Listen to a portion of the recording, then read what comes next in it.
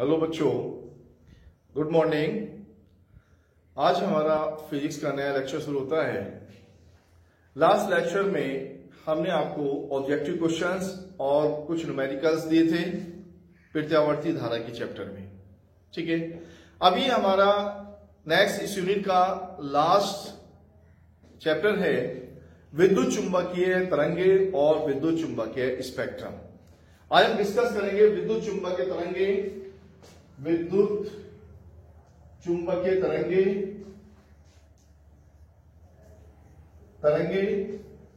तथा विद्युत चुंबकीय स्पेक्ट्रम।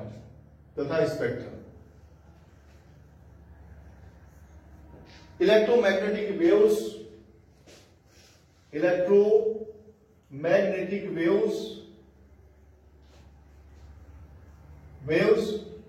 एंड इलेक्ट्रोमैग्नेटिक स्पेक्ट्रम, इनके बारे में हम डिस्कस करेंगे। सबसे पहले हम बात करते हैं कि वैद्युत चुंबकीय तरंगे होती क्या है, किनको हम वैद्युत चुंबकीय तरंगे कहते हैं और ये कैसे उत्पन्न होती है। आप जानते हैं कि जितनी भी हमारी ये ऊर्जा प्रवाहित होती है, प्रकाश है, ये भी विद्युत चुंबकीय तरंगे के रूप में चलता है। ऊर्जा विद्युत चुंबकीय तरंगों के रूप में चलती है, तो ऊर्जा प्रवाहित होती है विद्युत चुंबकीय तरंगों के रूप में। लेकिन विद्युत चुंबकीय तरंगे क्या है, कैसे प्रोड्यूस होती है, कैसे होती है। ठीक है, अगर हम किसी परिपथ में आवेश को, त्वरित आवेश को प्रवाहित करें या धारा के मान में परिवर्तन हो तेजी के साथ में, यानी कि प्रत्यावर्ती धारा है, प्रत्यावर्ती धारा तेजी से परिवर्तित होती है, तो अगर हम किसी परिपथ में धारा को परिवर्तित करें तो धारा को परिवर्तित करने पर उसकी ऊर्जा से एक प्रकार की तरंगे उत्पन्न होती हैं। इन तरंगों को हम विद्युत चुंबकीय तरंगे कहते हैं। यानी कि ऊर्जा जो है चुंबकीय तरंगों के, ऊर्जा के जो प्रवाह तरंगों के रूप में होता है, उनको हम विद्युत चुंबकीय तरंगे कहते हैं।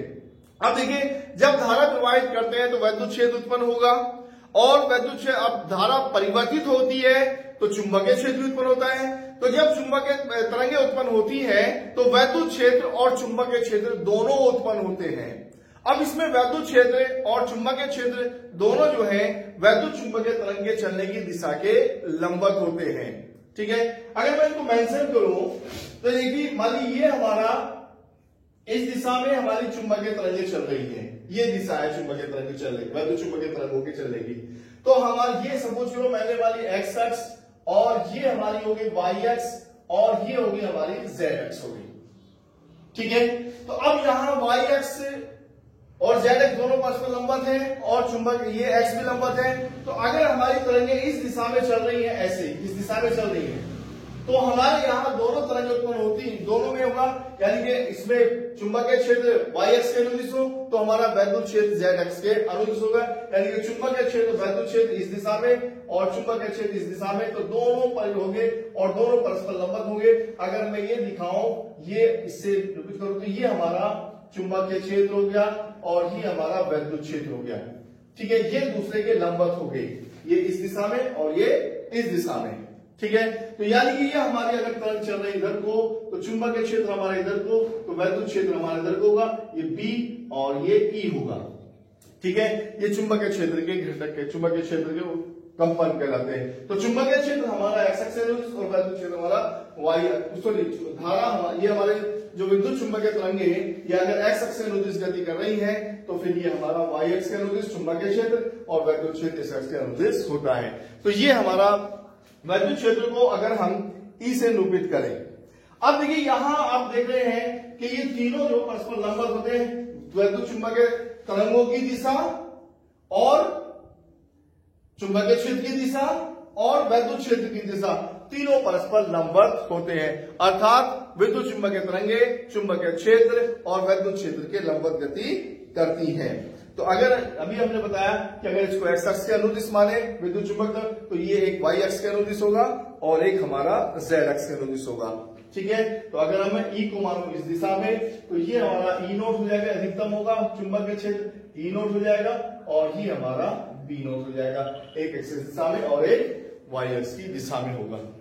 ठीक है, तो ये होता है हमारा चुंबकीय तरंगे। अगर ये दोनों, ये हमारी विद्युत चुंबकीय तरंग निश्चित परास है, परास कितनी है, निश्चित है, जो हमारी विद्युत क्षेत्र है इसकी एक निश्चित परास है।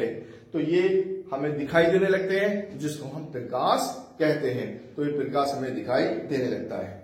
अब आगे हम बात करें विद्युत चुंबकीय तरंगों के अभिलक्षण के बारे में। क्या अभिलक्षण इसके क्या है? सबसे पहली बात है कि विद्युत चुंबकीय तरंगें जो हैं प्रकाश के वेग से चलती हैं, अर्थात इनका वेग प्रकाश के वेग के बराबर होता है। पहला, प्रकाश के वेग से चलती है, तो पहला गुण क्या हो गया कि इनकी चाल जो होती है प्रकाश की चाल के समान होती है। दूसरा, ये जो त्वरित उत्पन्न होती हैं ये आवेशित कणों की गति से उत्पन्न होते हैं, यानी कि आवेशित कणों द्वारा उत्पन्न होते हैं, क्योंकि जब आवेश जो हमारा धारा प्रयोग होती है तो उसमें आवेश होता है और आवेशों गति होती है, तो ये हमारे आवेशों की त्वरित आवेशों गति से उत्पन्न होते हैं। तीसरी बात ये है कि हमारे ये जो विद्युत चुंबकीय तरंगे हैं ये अनुप्रस्थ होती है। कैसी होती है? अनुप्रस्थ तरंगे होती है। आप तरंगे दो प्रकार की पड़ती है, अनुदैर्घ्य और अनुप्रस्थ तरंगे, तो ये हमारी तरंगे होती है जो अनुप्रस्थ तरंगे होती है। तीसरा, विद्युत चुंबकीय तरंगों में चुंबकीय क्षेत्र और वैद्युत क्षेत्र दोनों समान कला में होते हैं। समान कला का मतलब क्या है कि जब वैद्युत क्षेत्र 0 होगा तो चुंबकीय क्षेत्र भी 0 होगा, और जब वैद्युत क्षेत्र अधिकतम होगा तो चुंबकीय क्षेत्र भी अधिकतम होगा, यानी कि दोनों साथ साथ होते हैं, यानी दोनों समान कला में होते हैं, चुंबकीय क्षेत्र और वैद्युत क्षेत्र भी। ठीक है। तीसरी और अगली बात यह है कि अब आपने हमें बताया भी कि चुंबकीय क्षेत्र, वैद्युत क्षेत्र और धारा की दिशा तीनों लंबवत होते हैं, तो इसलिए चुंबकीय क्षेत्र, वैद्युत क्षेत्र धारा की नहीं, ये हमारे वैद्युत क्षेत्र, वैद्युत चुंबकीय तरंगों की दिशा इसके लंबवत होती है, जो हमारी तरंगे हैं इनके लंबवत होती है। ठीक है। विद्युत चुंबकीय तरंगों में संवेग होता है। अगला, विद्युत चुंबकीय तरंगों में संवेग होता है। ठीक है, यानी कि संवेग भी इनमें होता है। ठीक है। अगला, ये तरंगे आवेशों की त्वरित गति से उत्पन्न होती है। अगला क्या है गुण इसमें? ये तरंगे आवेशों की त्वरित गति से उत्पन्न होती हैं। अगला, इन तरंगदैर्घ्य जो इसमें तरंगे हैं इसका जो स्पेक्ट्रम है उसमें तरंगदैर्घ्य होगी, क्योंकि जब तरंग चलती है तो उसमें तरंगदैर्घ्य जरूर होती है। तो तरंगदैर्घ्य का मान जो होता है इसमें 0 से अनंत तक कुछ भी हो सकता है। तरंगदैर्घ्य स्पेक्ट्रम में जो तरंगदैर्घ्य का मान है वो 0 से लेकर अनंत तक कुछ भी हो सकता है, यानी कि लो भी हो सकती है, 0 तक भी हो सकती है और अनंत भी हो सकती है। ठीक है।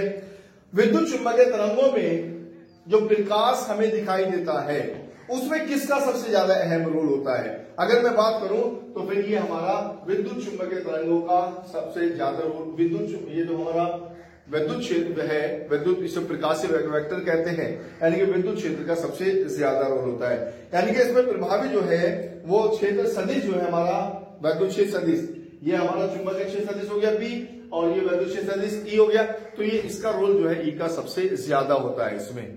ठीक है। और इनको हम प्रकाशीय वेक्टर भी कहते हैं, क्योंकि हमारी रेटिना जो है इनके लिए सेंसिबल होती है, और इनके सेंसिबल होती है तो इन्हीं के कारण हमें प्रकाश दिखाई देता है। ठीक है। अगला गुण है कि ये तरंगे अपवर्तन के नियम का पालन करती हैं, परावर्तन के नियम का पालन करती हैं, व्यतिकरण के नियम का पालन करती हैं। आगे बढ़ेंगे हम, अगले नेक्स्ट हमारा वही टॉपिक शुरू होने वाला है, व्यतिकरण, विवर्तन, ये सब सारे उसमें पाए जाते हैं। परावर्तन के नियम का पालन करेगी, अपवर्तन के नियम का पालन करेगी, व्यतिकरण का पालन करती है, विवर्तन का पालन करती है, और उसमें ध्रुवण का भी पालन करती है ये। ठीक है, घटनाएं होती है। अब अगली आती है कि अगर हम क्षेत्र सदिश का अधिकतम मान E नोट, क्या होगा इसका अधिकतम मान E नोट, और इसमें चुंबकीय क्षेत्र का महत्तम मान B नोट, वैद्युत क्षेत्र का मान अधिकतम E नोट और चुंबकीय क्षेत्र का अधिकतम मान B नोट होता है। अगर हम इन दोनों का अनुपात लें तो वो C के बराबर होता है, अर्थात E note upon B note is equal to C के बराबर होता है। यहां C प्रकाश की चाल या प्रकाश का वेग होता है। ठीक है, क्लियर हुआ? अगली बात, यदि समतल में विद्युत चुंबकीय, जो हमारी वैद्युत चुंबकीय तरंगे हैं ये एक्स अक्ष के अनुदिश हो, किसके अनुदिश हो? एक्स अक्ष के अनुदिश। ये हमारा एक्स अक्ष है, यानी वैद्युत चुंबकीय तरंगे हमारी एक्स अक्ष के अनुदिश हैं। ठीक है। ये हमारी वाई अक्ष है, वाई अक्ष के अनुदिश हमने ले लिया चुंबकीय वैद्युत क्षेत्र ले लेते हैं वाई अक्ष के अनुदिश, और चुंबकीय क्षेत्र ले लेते हैं जेड अक्ष के अनुदिश। ठीक है, ये हमारी वाई एक्स हो गई और ये जेड एक्स हो गई। अब जानते हैं एकांक सदिश किस दिशा में होता है। एकांक सदिश एक्स एक्स की दिशा में आई होता है, वाई एक्स की दिशा में जे होता है और जेड एक्स की दिशा में के होता है। ठीक है। तो हमारा ई बराबर हो जाएगा ई वाई जे। ठीक है। तो ई वाई बराबर किसके होता है, यानी वैद्युत क्षेत्र का घटक E zero sine omega T minus के एक्स इंटू जी।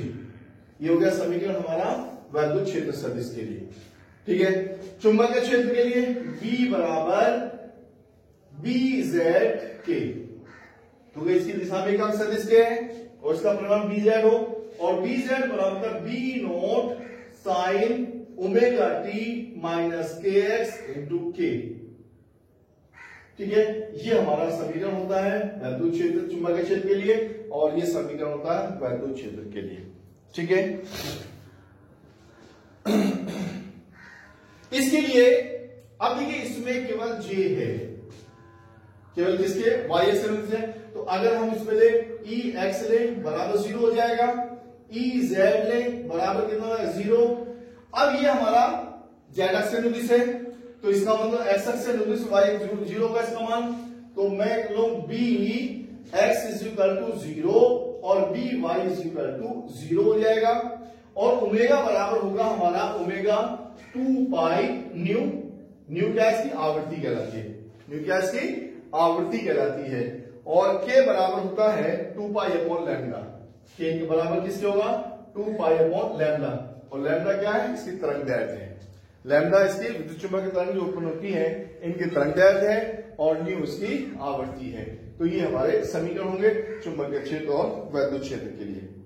उसके बाद ये तरंगे अपने साथ ऊर्जा का स्थानांतरण करती हैं, तरंगे अपने साथ ऊर्जा का स्थानांतरण करती हैं। तो एकांक आयतन की ऊर्जा को ऊर्जा घनत्व कहते हैं। अब इसमें दोनों क्षेत्र हैं, चुंबकीय क्षेत्र भी और वैद्युत क्षेत्र भी। तो वैद्युत क्षेत्र के कारण ऊर्जा होगी और चुंबकीय क्षेत्र के कारण ऊर्जा होगी। तो ऊर्जा घनत्व कितना होगा, वैद्युत क्षेत्र में ऊर्जा घनत्व यूई बराबर 1/2 एप्सिलॉन नॉट ई स्क्वायर होता है, एप्सिलॉन नॉट ई स्क्वायर वैद्युत क्षेत्र में ऊर्जा घनत्व। और चुंबकीय क्षेत्र में ऊर्जा घनत्व बराबर 1/2 एल आई नोट स्क्वायर होता है। ये चुंबकीय क्षेत्र में ऊर्जा घनत्व हो गया। अब कुल ऊर्जा घनत्व U बराबर यूई प्लस यूबी हो जाएगा, यूई प्लस यूबी दोनों को जोड़ दो, 1/2 epsilon not E square plus epsilon naught L I note square. ये हमारा कुल ऊर्जा घनत्व होता है। ठीक है।